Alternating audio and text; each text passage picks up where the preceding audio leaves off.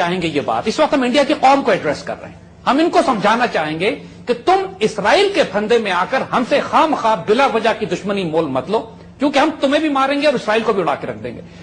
کیونکہ ہو یہ رہا ہے کہ اسرائیل کا سولوشن وہی ہے جو خیبر سولوشن ہے. دیکھیے تاریخ میں ہم کو اس کی مثال ملتی ہے. مدینے کی اسلامی ریاست تھی جس کی مثال آج کی پاکستان کی ہے. اسی طرح مکے کی مشرق ریاست تھی جو آج کا ہندوستان یا بھارت کی ریاست ہے. اور مدینے کے نارتھ میں خیبر کی بستی تھی جو یہودی بسا کرتے تھے. اور فتح مکہ مسلمان 8 سال کوشش کرتے رہے مکہ فتح کرنے کی، مسلسل پرابلم، کانفرنٹیشن، کلیشز ہوتے رہے، مکہ نہیں فتح ہوا. 9 ہجری میں حضور صلی اللہ علیہ وسلم نے اسٹریٹجی تبدیل کی، مکے کی طرف سے رخ کو پھیرا، خیبر کی طرف رخ کر لیا اور خیبر کو فتح کر لیا. جس لمحے فتنہ ختم ہو گیا، خیبر فتح ہو گیا، اگلے سال مکہ بغیر لڑے فتح ہو گیا. دیکھیے this is exactly the example today. آج دنیا میں سب سے بڑا فتنہ اسرائیل ہے. انڈینز کا غصہ ہے ہمارے، امریکہ کو بھی اس بات کا پتہ ہے، احساس ہے. لیکن مجبوری ہے بیچاروں کی. انڈینز کو نفرت، غیظ و غضب کی آگ میں یہ جلتے رہتے ہیں.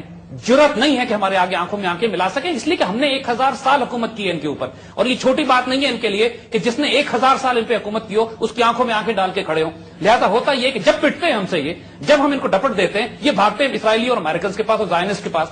سو اس وقت ہمیں اپنی پاکستان کی ڈیفنس پالیسی میں کیٹیگورک اناؤنسمنٹ کرنی چاہیے، جیسے ہم نے 1984 میں کی تھی کہ اگر ہمارے نیوکلیر ایسٹس پر اٹیک آیا تو ہم اسرائیل کو بھی ماریں گے، تل ابیب کا بھی نام و نشان مٹا دیں گے اور انڈیا کا بھی دماغ ٹھیک کر دیں گے.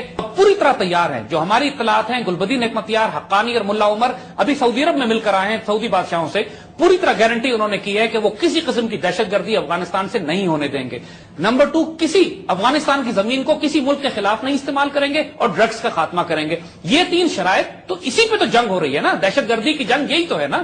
اگر یہ افغان یہ گارنٹی کر رہے ہیں تو پاکستان کو پوری طرح امریکہ سے سوال کرنا چاہیے، ان کو ڈیمانڈ کرنا چاہیے کہ تمہارے افغانستان میں ہونے کا کوئی جواز نہیں ہے.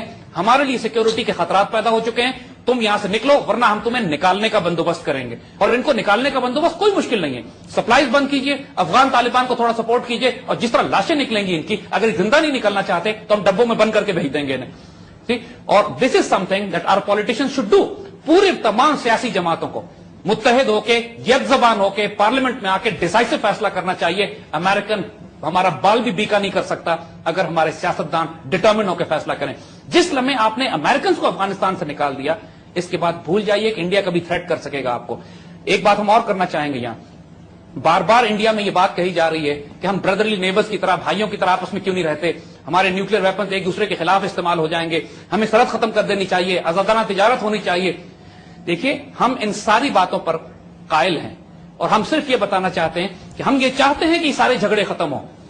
اور ان کو ختم کرنے کا ایک ہی طریقہ ہمیں نظر آتا ہے کہ پورے ہندوستان کو یونائٹ کر کے ایک بڑا ملک بنا دیا جائے اور اس کا نام پاکستان رکھا جائے، پرچم سبز لالی ہو اور پاک سرزمین کا ترانہ ہو اور ریڈیو پاکستان دہلی کی آواز آئے. پھر یہ فتنے ختم